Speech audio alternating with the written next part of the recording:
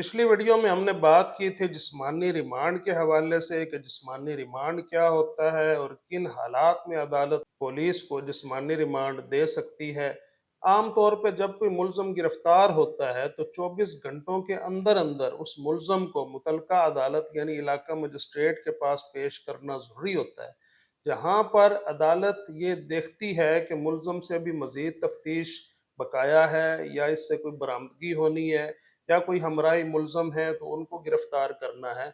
और अदालत अगर इस बात को मुनासिब पुलिस की इस्तदा को समझे तो मुलज़म को पुलिस की तहवील में दे दिया जाता है कि इससे मज़ीद तफ्तीश कर ली जाए, ये तफ्तीश का एक मरहला है। इसको हम कहते हैं कि अदालत ने जिस्मानी रिमांड के ऊपर मुलज़म को पुलिस के हवाले कर दिया है। अब अगर अदालत ये मुनासिब समझे कि पुलिस के पास मुलज़म की तहवील का कोई जवाज़ नहीं है, कोई तफ्तीश बकाया नहीं है, कोई बरामदगी नहीं होनी, तो अदालत उस मुलज़म को जेल भेज देती है, जिसको हम कहते हैं कि बंदा अब जुडिशल रिमांड के ऊपर चला गया है। ये इख्तियार ज़ाब्ता फौजदारी की दफ़ा 167 के तहत अमल में लाया जाता है। बुनियादी तौर पर जिस्मानी रिमांड और जुडिशल रिमांड में फ़र्क है तहवील का। अगर मुलज़म पुलिस की तहवील में दे दिया जाए तो इसको हम कहेंगे कि ये जिस्मानी रिमांड है, और अगर मुलज़म जेल में भेज दिया जाए और अदालत की निगरानी में चला जाए तो इसको हम कहेंगे कि ये जुडिशल रिमांड है।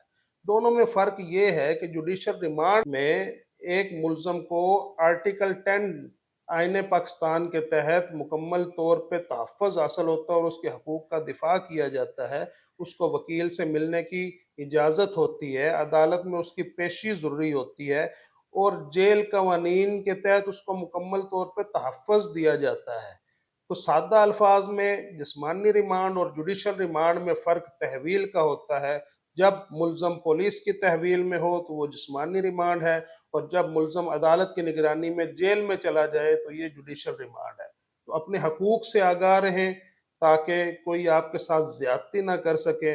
मैं हूँ शेख अली रज़ा एडवोकेट और आप देख रहे हैं अल वकील लॉ फर्म। बहुत शुक्रिया। अस्सलाम वालेकुम।